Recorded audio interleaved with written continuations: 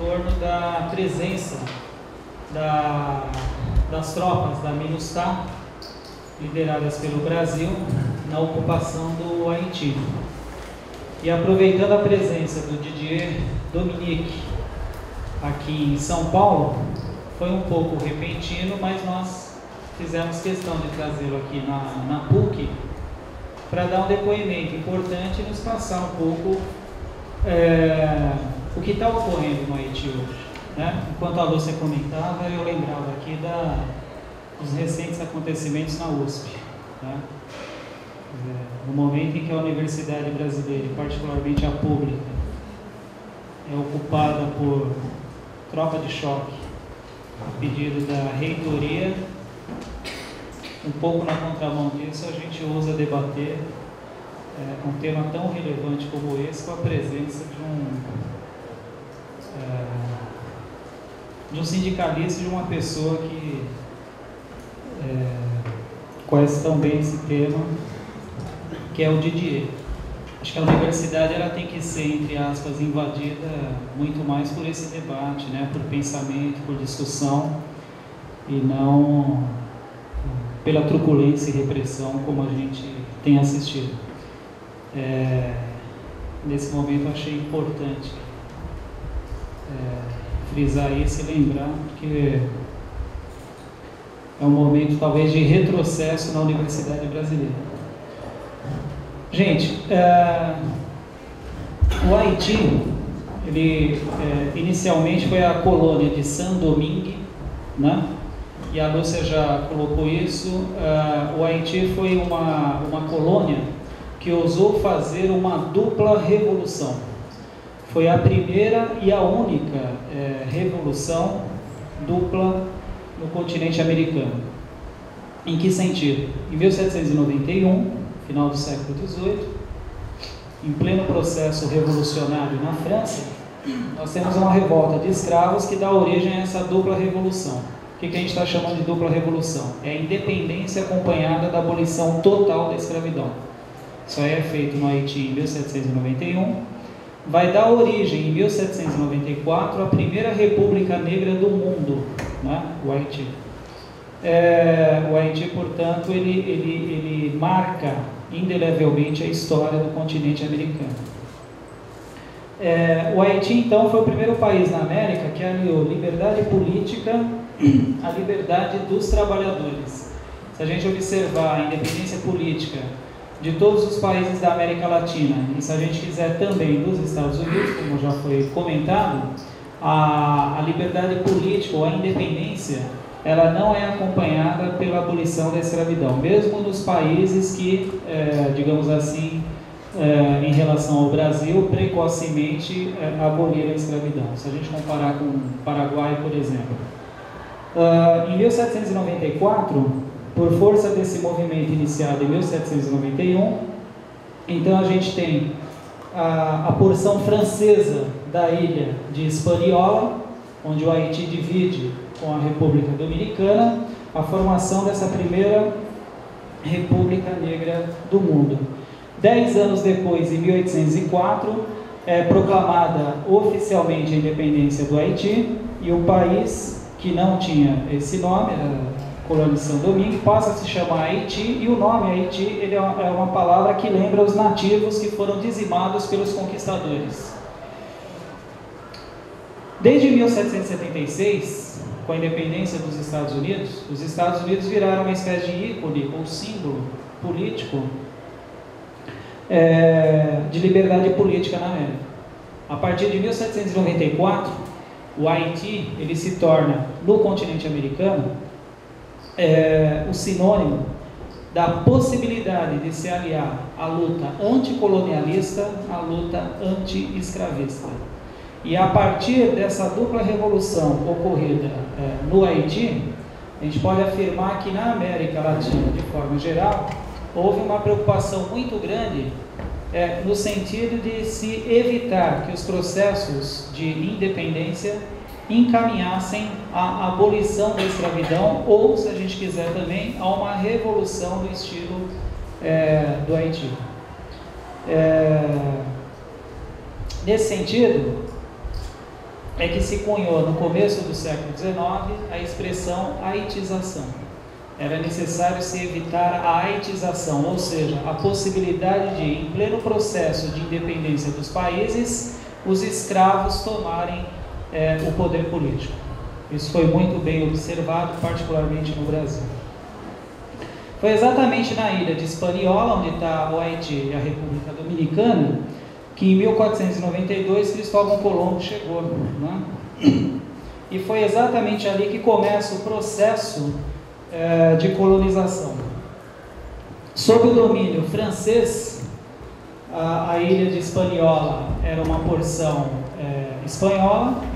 Como a Espanha não teve condições de colonizar toda a parte da América que lhe pertencia pelo Tratado de Tordesilhas, algumas porções do continente foram colonizadas por outras potências, né?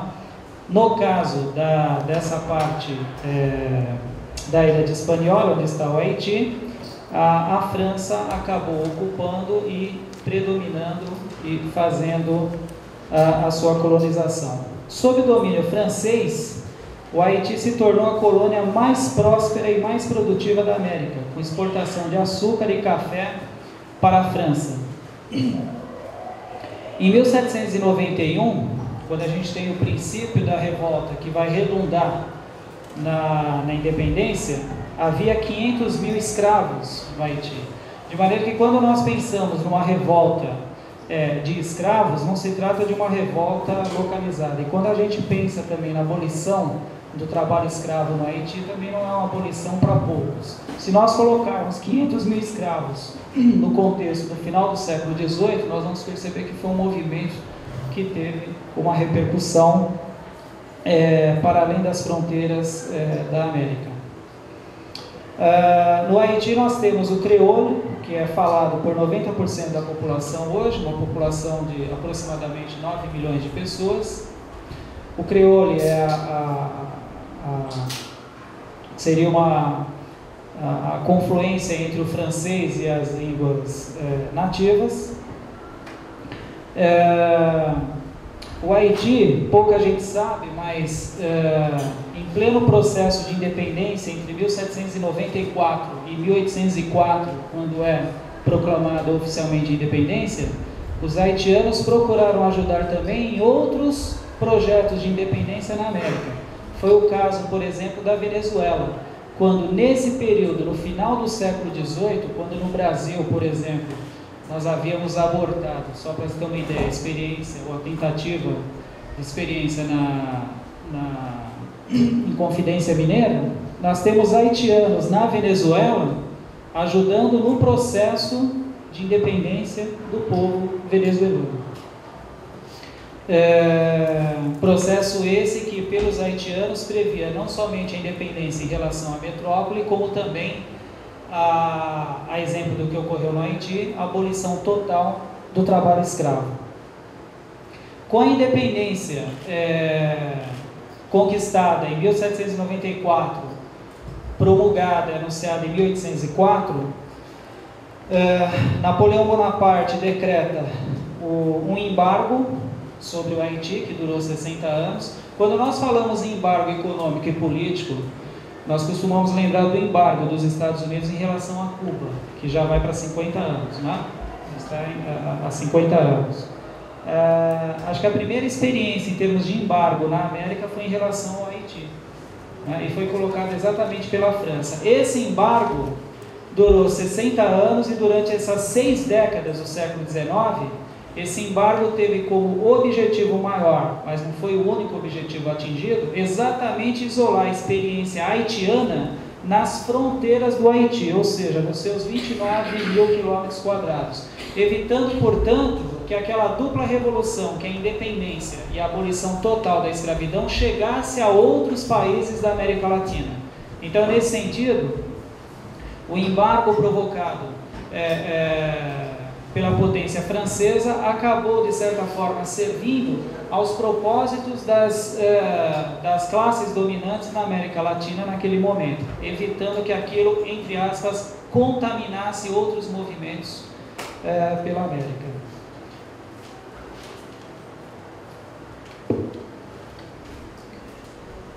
Começo do século XIX, quando nós falamos em independência da América Latina e quando nós falamos em tentativa de unificar os povos da América Latina para a manutenção da independência, da soberania, é muito comum nós lembrarmos de Simão Bolívar.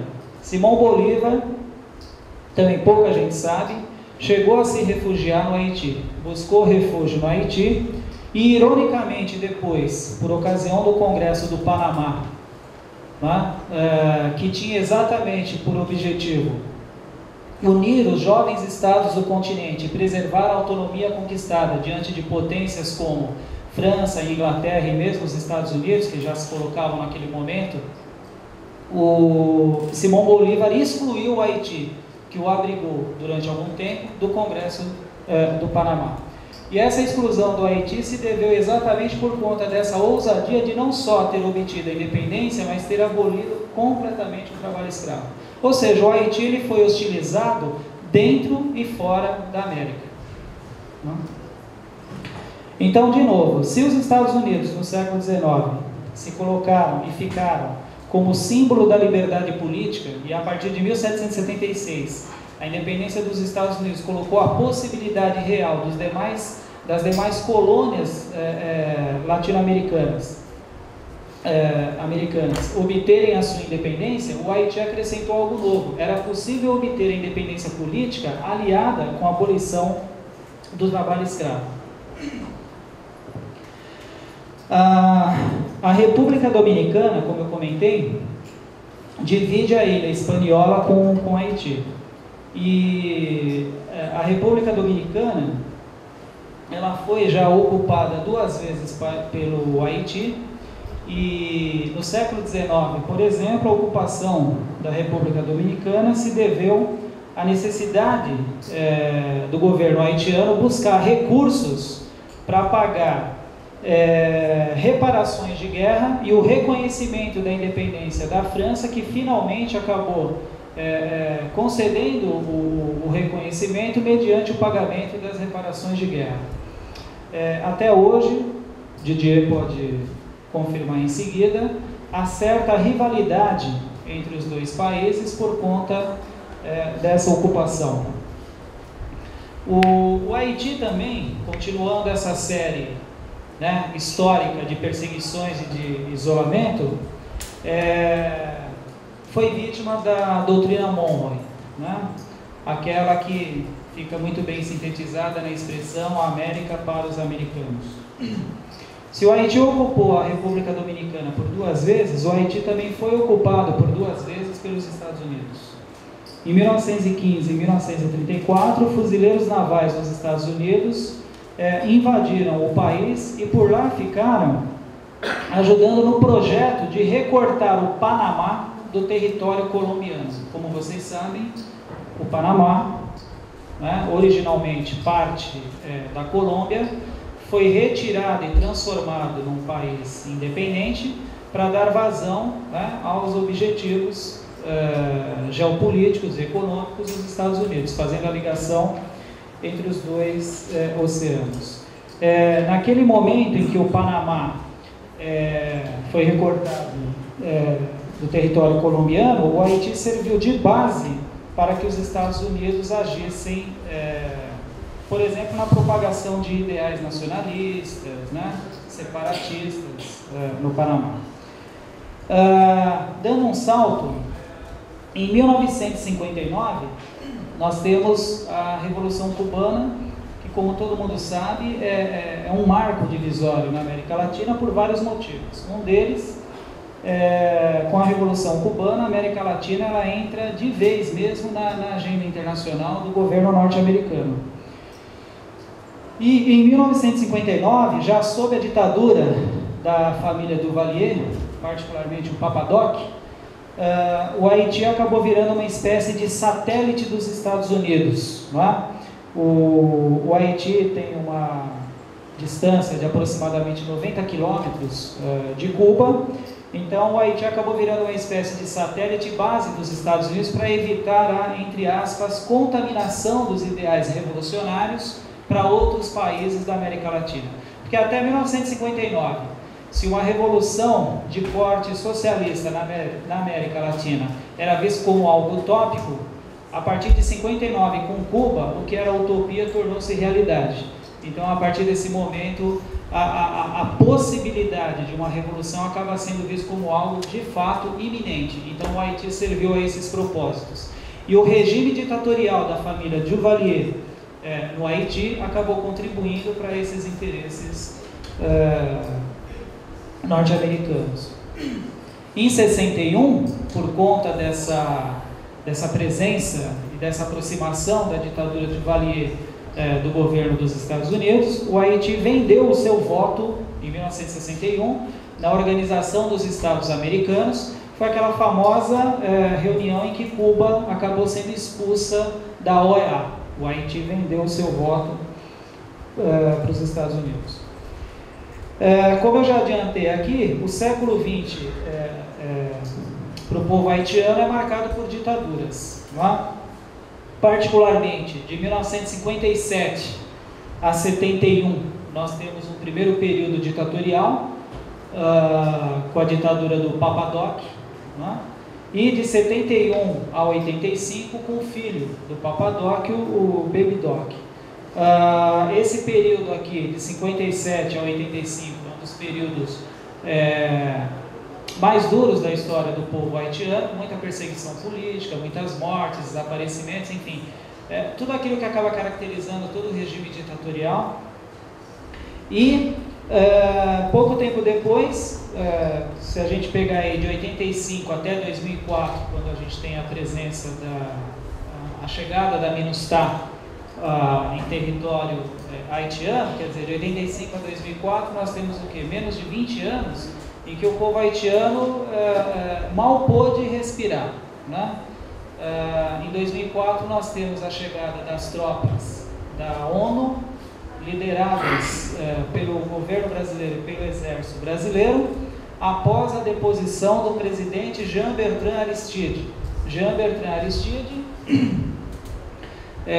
que acabou sendo deposto também por uma ação firme do governo dos Estados Unidos, acabou se exilando na África do Sul, e sob o pretexto de se evitar uma guerra civil no território haitiano, então as tropas da MINUSTAH são colocadas no país, e o Brasil está à frente dessa ocupação desde então.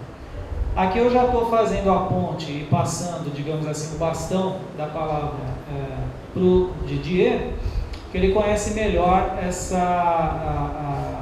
não só esse período que eu abordei, histórico, mas também esse período mais recente da história haitiana. Eu não sei se vocês têm acompanhado pela imprensa, se vocês têm acompanhado por alguns canais alternativos de informação, mas sob vários aspectos a presença das tropas brasileiras no Haiti tem acirrado muito mais do que resolvido alguns problemas. Por exemplo, a questão da violência em muitas regiões, por exemplo, os casos de estupro que existiam, passam a existir, em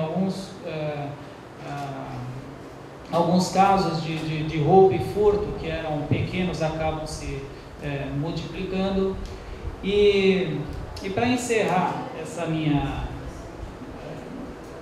fala sobre o Haiti, em janeiro de 2010, 12 de janeiro de 2010, como se não bastasse tudo isso que eu relatei rapidamente sobre a história do povo haitiano, o Haiti ainda é sacudido por um terremoto, né, que guarda sequelas até hoje, né? A partir do terremoto de 12 de janeiro de 2010, o que nós temos é o Haiti servindo como base e pretexto para o aumento da militarização da América Latina, né? Há uma cientista social chamada Ana Esther Cesenha, mexicana, da Universidade Autônoma do México, que recentemente, inclusive com um texto que foi traduzido e publicado aqui na revista Lutas Sociais, ela mostra com dados do governo norte-americano e com mapas o aumento da presença militar na região do Caribe, particularmente no Haiti. Então, só para dar alguns dados, né? Nos primeiros dias após o terremoto de 12 de janeiro de 2010, a pretexto de levar ajuda humanitária ao país, né, os Estados Unidos enviaram imediatamente 12.500 soldados ao Haiti. 12.500 soldados. Ainda em 2010, os Estados Unidos deslocaram para o Haiti as mesmas tropas que fizeram a invasão, por exemplo, do Panamá e de Granada, nos anos 80. E a pretexto também de levar ajuda humanitária ao Haiti, foi mandado o submarino nuclear, né? E o navio hospital, que também foi levado para prestar socorro aos feridos pelo terremoto, a Anister Cessenha aponta o seguinte: por exemplo, um determinado navio hospital que tem condições de fazer mais de 1.000 atendimentos por dia, em pleno auge, ali nos primeiros dias após o terremoto, fazia algo em torno de 100 atendimentos por dia. E ela explica: talvez pelo fato do navio ter mais soldados do que médicos e enfermeiros. Nas fronteiras do Haiti, foi percebido também o aumento das tropas norte-americanas. E a Anister Cessenha, ela faz o seguinte cálculo, mostrando em mapas isso. Por exemplo, o submarino nuclear, que foi colocado no Mar do Caribe, bem próximo, portanto, do Haiti, para levar ajuda humanitária, ele estaria à mesma distância de Cuba e da Venezuela, de maneira que bastaria virar o submarino para qualquer lado, caso, digamos, fosse necessário o seu uso. Até hoje não foi usado, provavelmente não seja utilizado, mas certamente isso marca o aumento da militarização da América Latina, né? E de certa forma serve para pressionar esses governos, tanto cubano quanto venezuelano, no que se refere à sua condução política. Então aqui eu encerro a minha fala, passo para o Didier, peço desculpa se eu falei rápido sobre esse longo período e também se eu falei muito, né? Porque na verdade a gente está aqui para ouvir o Didier, tá bom? Então